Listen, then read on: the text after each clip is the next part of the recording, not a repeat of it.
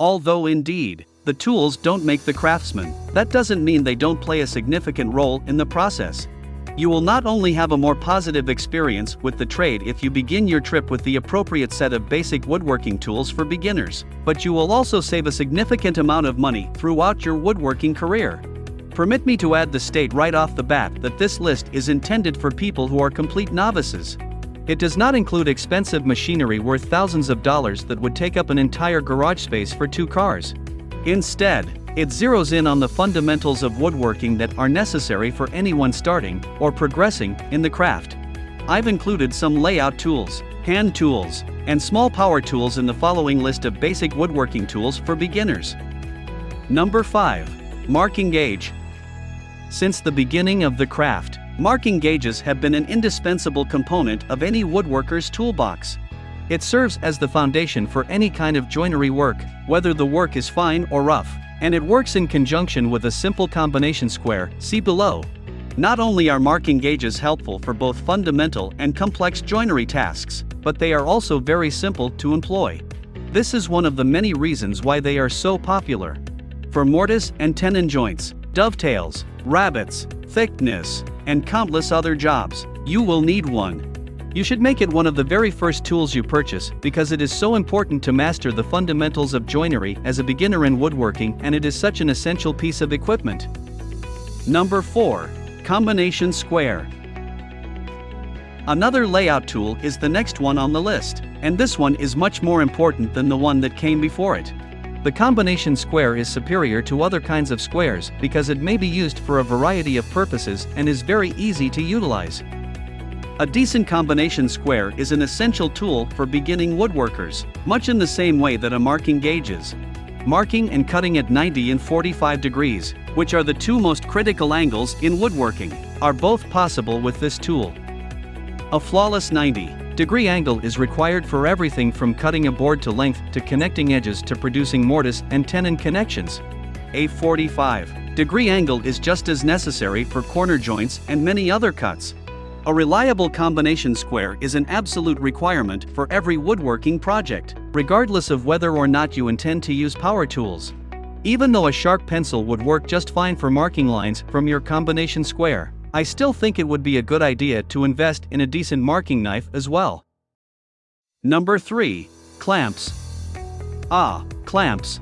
If you ask any person who works with wood, they will all tell you that there is never enough of them. However, to get work done while you're just starting, some requirements must be met. When you first begin dealing with wood, you will find that you need clamps for virtually anything. The number of uses for a third hand is practically endless. Holding your work, bonding panels, completing assembly, and so on.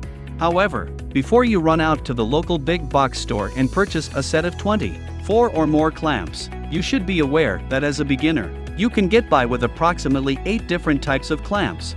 Pipe clamps, which are often purchased in sets of fixtures, will serve as your primary workhorses in your endeavor. These fittings are connected to the galvanized pipe in standard diameters, which may be purchased at any retailer that specializes in home renovation. Because of this, you can also change the length of the pipes to make them longer or shorter, which makes them helpful in virtually any kind of woodworking project. Number 2. Hand saw. In this day and age of high-tech power tools and extremely precise technology, it is easy to forget about the simple hand saw, which is one of the most fundamental woodworking instruments that every workshop needs. However, the hand saw is an essential component of any successful woodworking operation. Once upon a time, these straightforward instruments, which come in a great many kinds, were utilized for a wide range of tasks, including everything from precise joinery to rip cuts throughout the length of a board. But for a beginner, completing everything with hand tools is simply too time-consuming, labor-intensive, and downright expensive to do by themselves. Many purists of hand tools would recommend purchasing anywhere from 2 to 5 hand saws. Even if there are still some companies that make gorgeous premium hand saws, the fact of the matter is that the vast majority of inexpensive conventional saws aren't worth your time at all. There is, to our great relief, an exception to this rule, and it originates on the opposite side of the world. The Japanese pull saw is a terrific tool that is not only inexpensive to purchase but also produces good results. Number 1.